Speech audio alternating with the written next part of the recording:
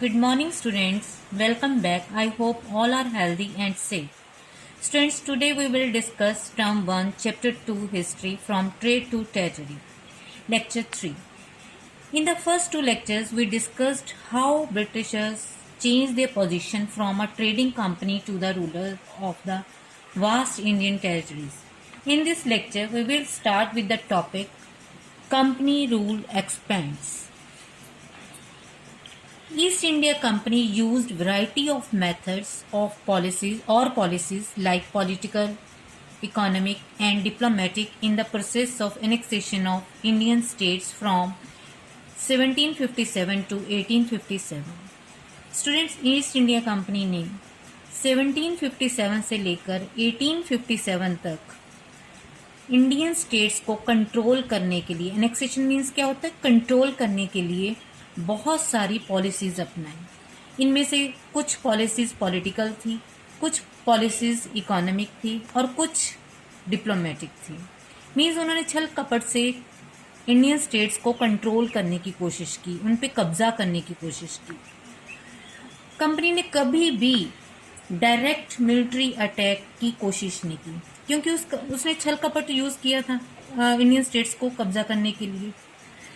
After battle of Buxar, British resident was appointed. Buxar के battle के बाद ब्रिटिशर्स ने एक ब्रिटिश रेजिडेंट अपॉइंट किया इंडियन स्टेट्स में। अब इस रेजिडेंट्स का क्या फायदा था उनको? Through the residents Indian company started interfering in the internal affairs of the Indian states. क्या फायदा था उनको? ये जो इसके जरिए उनको कंपनी को इंडियन स्टेट्स के इंटरनल मैटर्स में इंटरफेयर करने का क्या मिल गया? चांस मिल गया। अब जो कंपनी ही डिसाइड करती थी भी नेक्स्ट आने वाला जो सक्सेसर है, मीन्स किंग है, वो कौन होगा और किस एडमिनिस्ट्रेटिव पोस्ट पे किसको अपॉइंट करना है। मीन्स उसका डायरेक्ट इंटरफेरेंस हो गया किसमें? इंडियन स्टेट्स में। अब लॉर्ड वेल्जली एक न्यू पॉलिसी लेकर आए जिसका नाम था सब्सिडरी अलायंस। अब ये जो सब्सिडरी अलायंस था, ये एग्रीमेंट था ब्रिटिशर्स के बीच में और इंडियन रूलर्स के बीच में। जो रूलर इसको एक्सेप्ट कर लेता था उसको इसकी टर्म्स माननी पड़ती थी। तो क्या क्या थी इसकी terms? First one is Indian rulers were not allowed to have their independent armed force. Means जो इसको एक्सेप्ट करेगा, इस पॉलिसीज को, इस एग्रीमेंट को एक्सेप्ट करेगा, वो इंडियन रूलर अपनी आर्म्ड फोर्स रखने के लिए इंडिपेंडेंट नहीं होगा। ठीक है। सेकेंड टर्म क्या थी? They were to be protected by the company. Means by chance अगर उन पे कोई इन्वेजन हो जाता है, कोई हमला अटैक हो जाता है, तो उसकी प्रोटेक्शन कौन करेगी? कंपनी फोर्स करेगी। मीन्स कंपनी की जो ब्रिटिश फोर्स थी वो करेगी। दे हैड टू पे फॉर द सब्सिडरी फोर्सेस। अब इंडियन रूलर्स को क्या करना पड़ेगा? जो फोर्सेस हैं, मीन्स जो कंपनी की फोर्सेस हैं, उनका सारा खर्चा क्या करना पड़ेगा? पे करना पड़ेगा। मीन्स उनका रहना खाना पीना et cetera et cetera. If they fail to make the payments then part of their territory was taken away as penalty. अब जब कोई किंग या कोई रूलर ये पेमेंट्स नहीं कर पाता था, मीन्स खर्चा पानी नहीं उठा पाता था, तो उसकी टेरिटरी का जो कुछ हिस्सा है वो एज ए जुर्माना कंपनी अपने में क्या कर लेती थी? मिला लेती थी, मर्ज कर लेती थी, मीन्स उस पर कब्जा कर लेती थी। अब बहुत सारी एग्जांपल्स हैं, जैसे अवध का भी ऐसे हुआ। अवध को कंपनी ने अपने उसमें मिला लिया, मर्ज कर लिया। हैदराबाद भी एक ऐसा स्टेट था जिसको कंपनी ने सब्सिडरी अलायंस के थ्रू अपने में क्या कर लिया?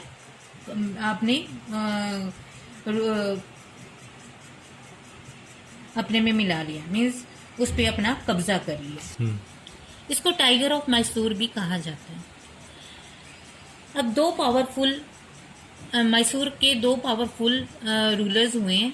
फर्स्ट था हैदर अली, जिन्होंने 1761 से 1782 तक रूल किया, और नेक्स्ट थे उनके बेटे टिप्पू सुल्तान, जिन्होंने 1782 से 1799 तक रूल किया। टिप्पू सुल्तान एक बहुत ही ज़्यादा बहादुर इंसान थे। वो उन्होंने ब्रिटिशर्स का डट के क्या रेजिस्ट किया, उनको अपोज किया। ठीक है। Tipu Sultan stop the export of sandalwood, pepper and cardamom. अब जो ट्रेड करते थे ब्रिटिशर्स सैंडलवुड का, पेपर मीन्स क्या होती है, काली मिर्च, कार्डामम हरी इलायची, इनका जो ट्रेड करते थे टीपू सुल्तान ने उनके एक्सपोर्ट करना बंद कर दिया। He modernize his army with the help of French in India. उसने फ्रेंच की हेल्प से, फ्रेंच भी एक यूरोपियन कंपनी थी, उनकी हेल्प से अपनी आर्मी को मॉडर्नाइज किया, जिससे जो फ्रेंच थे वो क्या ब्रिटिशर्स के क्या थे, राइवल थे, दुश्मन थे, जिससे ब्रिटिशर्स क्या हो गए, उससे बहुत ज़्यादा फ्यूरियस हो गए, मीन्स बहुत ज़्यादा गुस्से में आ गए। टीपू सुल्तान और ब्रिटिशर्स में 4 वॉर्स लड़ी गई। पहली वॉर 1767 से 1609 तक, और दूसरी वॉर 1780 से 84 तक, और तीसरी वॉर 1790 से 92 तक, और फोर्थ वॉर जो है 1799 में लड़ी, जो कि आखिरी वॉर थी।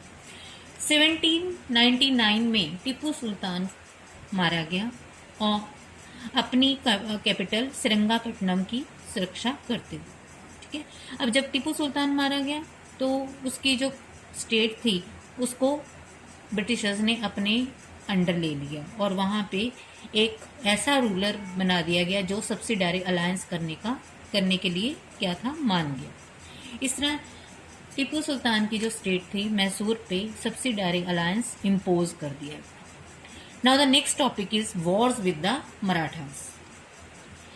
मराठास बहुत ज़्यादा वीक हो गए थे थर्ड बैटल ऑफ पानीपत में, जो कि 1761 में लड़ी गई थी, और unity among the Maratha chiefs destroyed, means जो मराठा कॉन्फेडरेसी थी वो डिवाइड हो गई थी, अलग छोटे छोटे उसमें डिविजन्स में।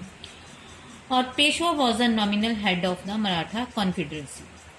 अब पेशवा पूरी मराठा कॉन्फेडरेसी जो डिवाइड हो चुकी थी, अब उसका एक नॉमिनल हेड बन के रह गई थी। ब्रिटिशर्स ने इसका फायदा उठाया। Britishers took advantages of disunity and started interfering in their internal matters. अब ब्रिटिशर्स ने उनकी डिसयूनिटी का फायदा उठाया, उनके डिवीजन का फायदा उठाया, और उनके इंटरनल मैटर्स में, मीन्स मराठास के इंटरनल मैटर्स में इंटरफेयर करना शुरू कर दिया, जिससे मराठास क्या हो गए, बहुत ज़्यादा फ्यूरियस हो गए, और this led to 3 Anglo Maratha wars. इस तरह क्या है, ब्रिटिशर्स और मराठास में 3 वॉर्स हुई, जिनको एंग्लो मराठा वॉर्स कहा जाता है। First Anglo Maratha war fought हुई 1775 से 1782 तक, और इसका जो एंड हुआ with the treaty of Salbai. Salbai एक क्या है, स्टेट है, वहां पे क्या है, एक समझौता हुआ जिससे ये वॉर क्या हो गई, खत्म हो। अब फिर दोबारा सेकेंड एंग्लो मराठा वॉर लड़ी गई 1803 से लेकर 1805 तक। इसमें मराठास क्या हो गए, डिफीट हो गए, हार गए, और ब्रिटिशर्स ने उड़ीसा, आगरा एंड दिल्ली का जो एरिया था उस पर कंट्रोल गेन कर लिया। ठीक है। थर्ड एंग्लो मराठा वॉर 1817 से 1818 तक लड़ी गई। इसने तो लगभग मराठा की जो पावर थी उसको क्या कर दिया, बिल्कुल क्रश कर दिया, कुचल दिया, और पेशवा को क्या कर दिया गया, रिमूव कर दिया गया। Understand. Now the next topic is the claim to paramountcy. अब पैरामाउंटसी एक क्या था, पॉलिसी चलाई, मीन्स पैरामाउंटसी मीन्स क्या होता है, सुप्रीम। कंपनी ने क्लेम किया कि उसकी जो अथॉरिटी है वो क्या है, सुप्रीम है। अब वो जब चाहे इंडियन स्टेट्स के जो रूलर्स हैं उनको क्या कर सकती है, उनको हटा सकती है, इंडियन स्टेट्स पे अपना कब्जा जमा सकती है। मीन्स अब कंपनी की पावर क्या हो गई है, सुप्रीम हो गई है, किसकी, then that of Indian states. When British tried to annex a small state Kittur, Rani Chennamma fought a war. अब कुछ ऐसे भी थे इंडियन रूलर्स थे जिन्होंने क्या है, जिन्होंने ब्रिटिशर्स को क्या किया, चैलेंज किया, उनकी सुप्रीम जो पैरामाउंसी थी उसको चैलेंज किया। ठीक है। अब ब्रिटिशर्स ने जब एक किट्टूर, जो आजकल कर्नाटका भी कहा जाता है जिसको, उसको उस पे कब्जा करने की कोशिश की, तो वहां की जो रूलर रानी चेन्नम्मा थी उसने लड़ाई लड़ी किसके साथ? ब्रिटिशर्स के साथ। उसको अरेस्ट कर लिया गया 1824 में और बाद में उसकी डेथ हो गई 1829 में प्रिजन में। ठीक है। अब 1830s में लास्ट में, मीन्स 1830s के लास्ट में, company became worried about Russia and started to secure their control over the north west. अब कंपनी को खतरा होने लग गया क्योंकि नॉर्थ वेस्ट फ्रंटियर पे देखो, यहाँ पे this is north, this is east and this is west and this is south. अब यहाँ पे उसको किसकी चिंता होने लगी कि कहीं रशिया इंडिया में एंटर ना कर दे। ठीक है। इसलिए उसने ज्यादा से ज्यादा इस फ्रंटियर्स को, इन बॉर्डर्स को सिक्योर करने की कोशिश की। Company establish indirect rule in Afghanistan in 1842। उसने क्योंकि अफगानिस्तान इंडिया के नॉर्थ वेस्ट फ्रंटियर्स में था। ठीक है। वहां पे उसने क्या किया, 1842 में वॉर्स हुई अफगानिस्तान के साथ, वहां पे अफगानिस्तान पे क्या कर लिया? कब्जा कर लिया और वहां पे इनडायरेक्ट रूल करना शुरू कर दिया। ठीक है। उसके बाद उसने ब्रिटिशर्स ने सिंध में, अफगानिस्तान के बाद यहाँ पे सिंध पे कब्जा कर लिया 1843 में। अंडरस्टैंड। अब नेक्स्ट किसका लाइन में कौन था? पंजाब। सिंध के बाद यहाँ पे पंजाब था।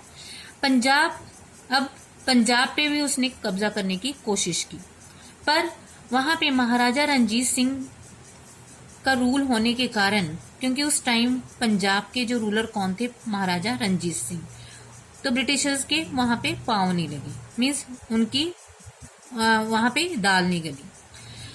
After his death in 1839 2 wars were fought with the Sikh. Maharaja Ranjit Singh के डेथ के बाद, उनकी डेथ हुई 1839 में, सिख्स के साथ 2 wars लड़ी गई और आखिरकार इन 1849 में पंजाब को क्या कर लिया गया? उस पे कब्जा कर दिया, मीन्स पंजाब पे ब्रिटिशर्स का कब्जा हो गया। ये students, today's lecture is over. This is the assignment 3. Regarding this lecture, solve the assignment on your fair notebook. Okay? Thank you.